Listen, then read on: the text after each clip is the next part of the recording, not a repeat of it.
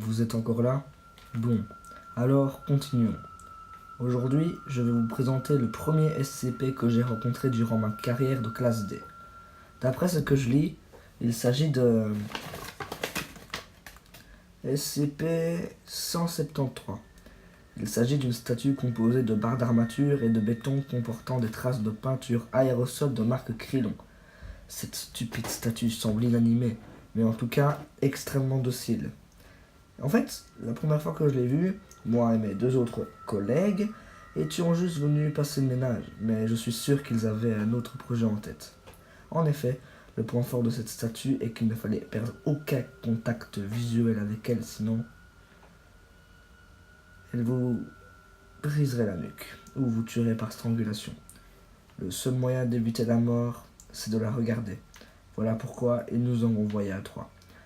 Nous étions sûrement condamnés, mais par miracle, la porte s'est ouverte à cause d'un court-circuit. D'ailleurs, c'est ce qui m'a permis de m'échapper, car les gardes étaient occupés à se faire tuer par tous les autres SCP.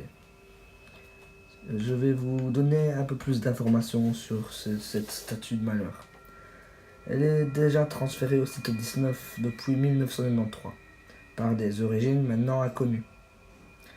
L'objet, comme je vous dis, ne pouvait pas bouger tant qu'il ne se trouvait pas dans un champ visuel direct.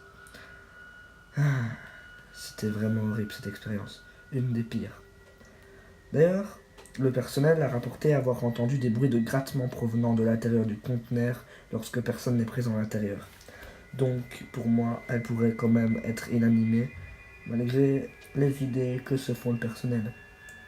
Ceci est d'ailleurs considéré comme normal, et toute modification de ce comportement doit être signalée au superviseur en service.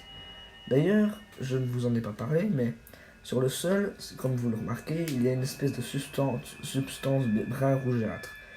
En fait, c'est ce qu'on veut nettoyer, et vous n'allez pas le croire, mais il s'agit en fait d'une combinaison de matière fécale et de sang, dont une origine inconnue. Voilà. Cette SCP est maintenant presque totalement décrite. Je vais un peu vous expliquer en détail tous les autres. Et cela, ce sera dans un prochain enregistrement. Au revoir.